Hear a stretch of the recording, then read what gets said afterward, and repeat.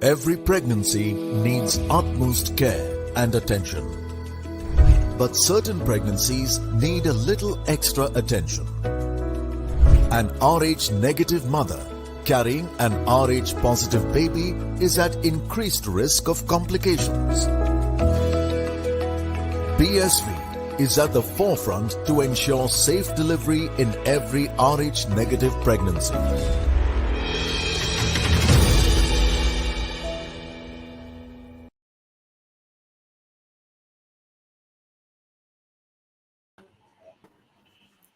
Hello and welcome to the Outside View presented by Women's Cricket Zone and brought to you by BSV, Puma, MRI Hospitals, Food and Wellness and MPL Sports Foundation.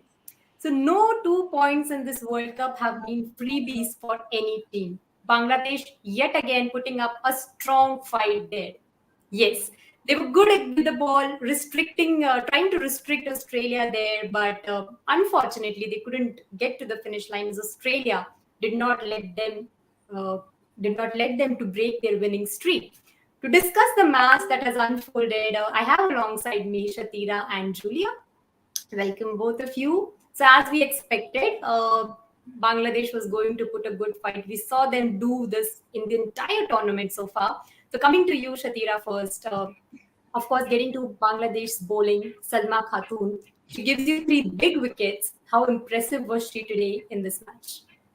Wow, she was excellent. I told you before, like she's the best off spinner in the world, and she proved it again because she played with the best team in the world and she did very well. And look at her bowling figure: 9 over 23 runs and 3 wickets. And she took the 3 wickets in the early session, and first 3 wickets she took, and she was bowling in the right area, and all the Australian batters like were struggling.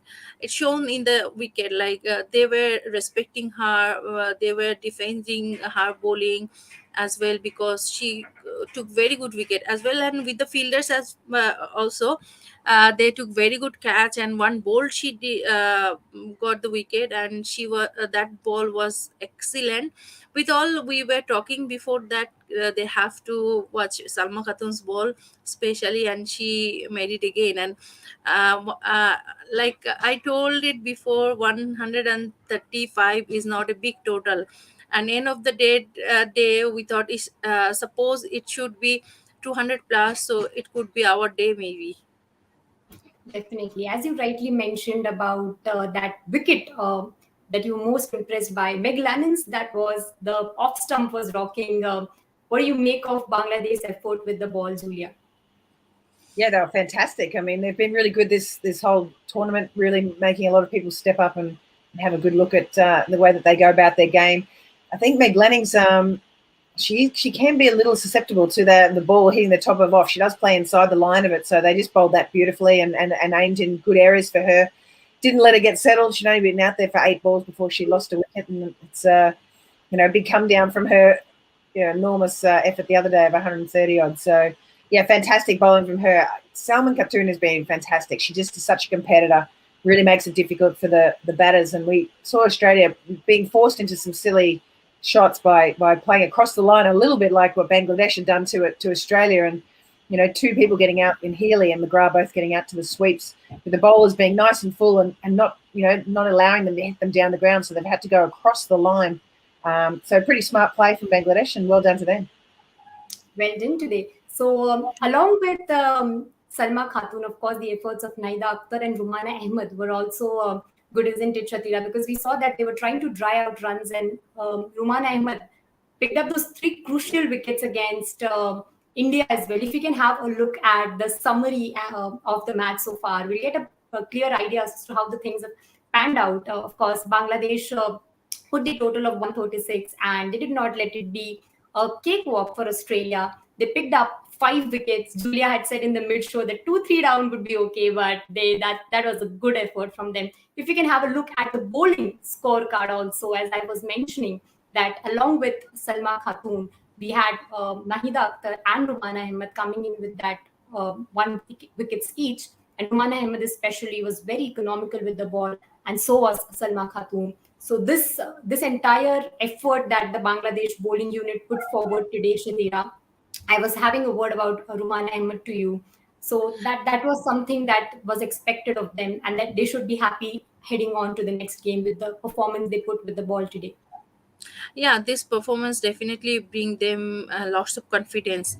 Playing with Australia is a very big thing for Bangladeshi girls.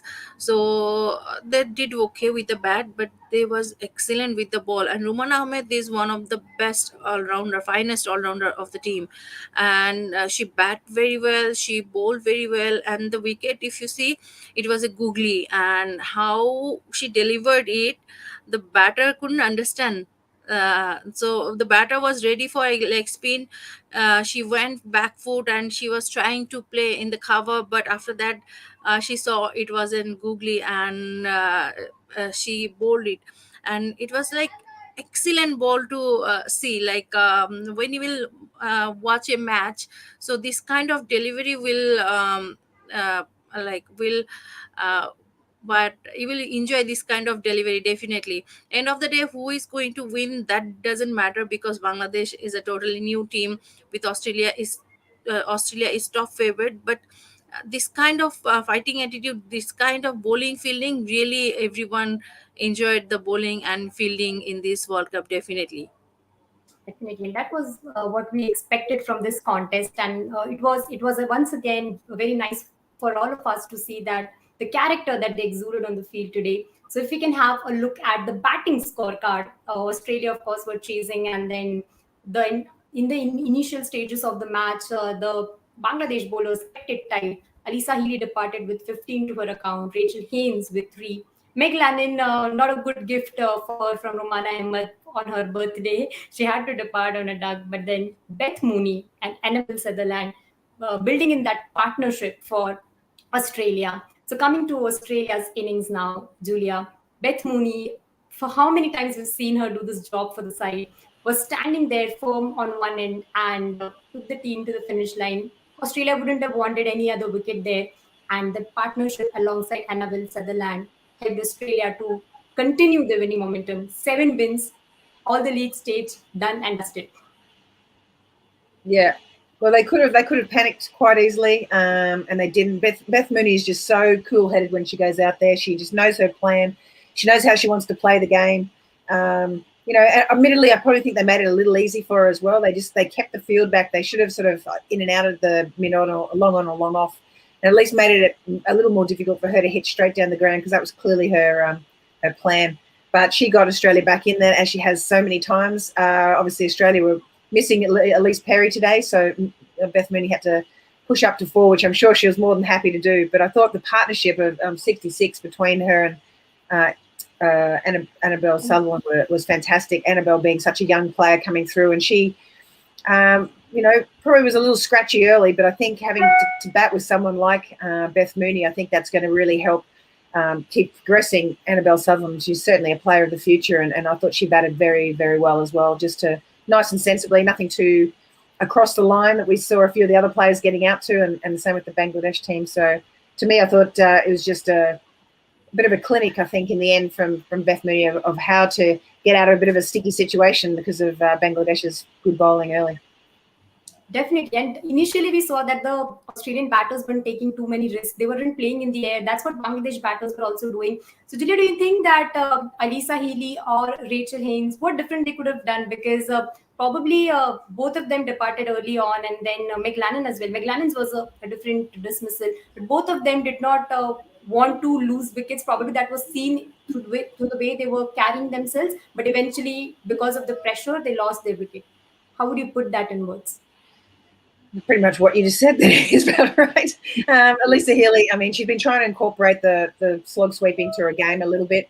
The fact that they had a deep fielder back probably wasn't the smartest. Either she needed to clear that fielder or maybe not play that shot quite that early. Rachel Haynes was getting a little stuck. I mean, she was 7 off 23. So she was, I think, getting a little frustrated because she wasn't getting the ball away as much as she'd like. She doesn't normally go over early. And mid-on, it was a really good catch by I was going to say Jyoti, but she was keeping. I can't remember who the catch was by, but it was a great. Oh, Pinky, and it was an excellent catch at mid off, diving to her right. But they really put the screws on the two openers and set them up nicely. And Rachel Haynes did get frustrated through sheer number of weight of dot balls, and then played that shot that she wouldn't normally and sort of didn't execute it very well, skewed off the bat and caught it mid off. So again, kudos to the Bangladesh bowlers. They'd kept it tight enough to start frustrating Australia, because we were well behind where Bangladesh were at the same stage. Definitely. But coming to you, Shathira, that this game, of course, Bangladesh has a lot of positives to take from this game. When you play against a strong side like that of Australia, they would look at this game with great pride, and heading into the game against England, what do you think should be their plans? That would be their last league game. They made their maiden appearance in this ODI World Cup, and so far have exuded great character irrespective of the result. Yeah, I think they don't need to plan anything about their bowling and fielding. They need to plan only about their batting, what they're going to do. And I'm pretty much sure maybe Shamima Sultana is coming back in the team in the last match, because that is the last match. And if you want to do something, if you want to play better cricket, especially in batting, you have to prove there. And Shamima Sultana did well, actually. You have three openers in the team, and three of them are doing well. That is the problem. So whom you will select. So and though Moshida is a left-handed, that's why maybe sometime they choose her. But Shamima and Shamin is a better choice. What I believe, Moshida also a very good batter, but she's not in that form that she can play in the playing 11. So if Shamima will come back, and they could plan something according to their, like, they have to utilize the power play, they have to do more runs, at least 200 plus runs. If you want to win, or if you're going to give a very good fight with the strong team or any team, you have to do at least 200 plus run. Then the bowlers have something in their hand, with that they could fight. So today it was nothing in their hand. Luckily they did very well, and they fight with this much of amount, actually. But if they had 200 plus run in the scoreboard, maybe it could be a very close match. So next match, what I believe, England was not a very good shape, but last match they did very well. But still, they're not enough confident, which confident Bangladesh actually have. So Bangladesh have to utilize their this confidence, that they can beat any team anytime. That should be their confidence. But they have to plan their batting, they have to play more shots, they have to do more runs. Then I think they could win. I'll not say with England that they though England not in a good shape, I'll say like last match they're going to play for definitely win. Definitely. This coming to you, Julia, you've been a coach as well. So, if from that perspective, if I have to ask you, for a team like Bangladesh, if they're playing against a strong bowling unit Australia for the very first time, what should be the approach that they take? Because is does it should be something that going in their mind that we don't need to be bowled out in front of them, or they should think that we should just go there and play our natural cricket attacking game and just put some competitive total on the board. How does a thinking tank or a coach in that situation deal with the team? Yeah, well, I think they batted really well on the power play. They didn't seem to be playing any too extravagant shots. They were. We talk often in cricket about going through different phases of your innings when you get out there, and to me, they just need to. The game that they play, they do hit in slightly different areas, just in the general technique of how they generally play, the same as India and Pakistan, which makes it a little bit more challenging for teams like England, Australia, and New Zealand, who are used to the way that we played in the sort of western sort of part of the world, and that makes it pretty interesting to me. So I think the fact that they just need to be really clear in their head about what they're trying to achieve, when they're trying to achieve it, and how they're actually going to play certain deliveries, as opposed to just going out there and just playing the way that they always play. Because you've got to adapt, and the more you play in this sort of World Cups and that sort of level, the more different surfaces that you're going to be playing on, and the different conditions that you'll be playing under. So you need to be able to adapt your game accordingly. And India was criticised quite heavily for a long time that they weren't able to compete outside of, and this is in the men's game as well, outside of India, and they could only really win at home. But now that with the world suddenly getting smaller and everyone playing in lots of different competitions, everyone's being exposed to different types of different conditions and opposition, and I think that's really helping grow the game a lot. Now, Bangladesh had the least number of games coming into this tournament out of everyone. I think they'd only played 6 in the last 3 years or something like that. So it was pretty low. And obviously they need to play a lot more games at that high level to be able to start understanding their game, understanding what the level is, because they've been fantastic at this tournament, really challenging everyone. And as you said, Shakira, the bowling's been really, really good majority of the time. I still think they can tweak a few of their fields a little bit. I mean, like today, they needed 1 to win and they left down long on, and it was just an easy punch down the ground. So to me, they needed to be trying to force that cross the line sort of shot for me on a pitch like that was in New Zealand.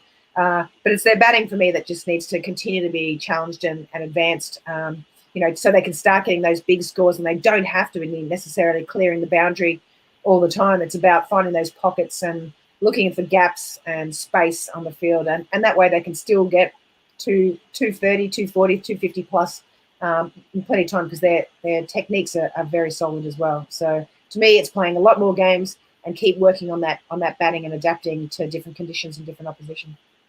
Some pearls of wisdom coming in there from Julia, of course. But if you talk about Australia, Shathira, they came into this, the way Julia said, that Bangladesh did not play a lot of games. But on the contrary, we of course know that Australia came in with a very good form by their side, 31 wins from 33 matches since the 2017 ODI World Cup. But that thing is also a bit of a pressure for any side, because those are the bilateral series. Here you play in a one-off tournament, but the team actually in this entire tournament showed why they are the number 1 ODI ranked side without considering the pressure that was on them. And we see that why they are called as one of the balanced side. So looking at their journey so far in this World Cup, they're unbeaten. So they're done with the league stage, already qualified for the semi-finals. How do you look at Australia's journey so far? Since now they played very nice. They played very nice. Maybe today's match is their worst match, because they never lost too many wickets too early like today. So maybe after that, the last match, they will be more sensible, because after that they have to play semi-final. So in semi-final you cannot say anything. Whatever it happens in the first round is another thing. Whatever point you gain, it will not count in semi-final. So semi-final is a specific day, so no one can say with whom Australia is going to play. Maybe it's England, maybe it's India, maybe New Zealand, though New Zealand doesn't have many chances, but who knows that day if they will not play well. So maybe they are in the top position in the table, but that day they have to play well. But in this form, I think Australia is in that shape. They can win this World Cup definitely, but they have to play that 2 days, their best match, what they have played in last few matches. They have to play that 2 more days so they can win the World Cup. But I think Australia is the biggest competitive in this World Cup maybe, and they really I think they will get it, but I'm very scared, because semi-final and final is like a knockout. Semi-final is knockout round, so this match they have to play well, and if Perry is going to come back, so that will be good for them. Definitely. We've been intrigued by the way the matches have unfolded in this tournament so far. Today also we saw that Bangladesh giving a very tough fight to Australia there. But if you have to look at a bit of a concern areas, are there any for Australia at currently, Julia, apart from those extras that they've conceded in quite a few matches? Yeah, I don't think they'd be too concerned about the extras, particularly today. Obviously, the conditions were pretty tough. I don't know if it is interesting. I thought initially that if they don't get wickets in the power play, they do tend to just sort of float along a little bit, and there's a little bit of panic about trying to get that wicket too much, as opposed to just starting to restrict and get that dot ball pressure to allow you to get the wicket. I think they're trying to find that miracle ball that's going to be the in-swinging leg cutter that's going to look amazing and take out the off stump or whatever. But I think what they need is just that little bit of patience. I mean, it's pretty hard to find a weakness with them. Their batting has been exceptional. Obviously, today wasn't amazing, but at the same time, they got themselves out of a situation and looked pretty calm doing it in the end. But yeah, I feel that they just need to, if they don't get those wickets in the power play, I think they just need to persist with some longer spells for their bowlers that are bowling economically and really strangle some of the opposition with dots, not necessarily with just trying to take wicket balls all the time. I think that sometimes they get a little they just lose that patience on the fact that they're not maybe on top all the time, and that they're so used to winning, they just want to really make sure that they are relentless with every sort of win and don't allow anyone to come up for air. So I think that's probably one of their only weaknesses, and that's probably stretching it at that because they've been doing such a magnificent job. Definitely, and it is a good birthday gift for Meg Lannon today. Though she couldn't make an impact with the bat there, but the team winning all their matches in the league stage is a big thing for the entire setup and the journey that they've had from 2017 to this World Cup. Probably the 2017 semi-final loss was that trigger moment for them to just go up and there from there. And then, of course, tomorrow we are at the business end of this tournament. Tomorrow we have the hosts and Pakistan taking on each other. We'll join you for the pre, mid, and post shows of that match as well. This was all it from the Bangladesh versus the Australia match. Until then, you stay tuned to Women's Cricket Zone for all the updates on women's cricket.